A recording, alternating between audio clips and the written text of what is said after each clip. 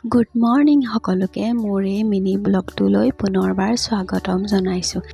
আৰু এইফালে মই ৰাতিপুৱা গা পা ধুই আজৰি হ'লোঁ বাৰু।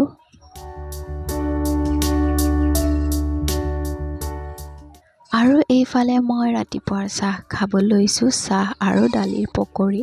আৰু আজি ৰাতিপুৱা আছে বইল মাংস। এয়া বইল মাংস বনাই আছোঁ বাৰু, হোৱা নাই।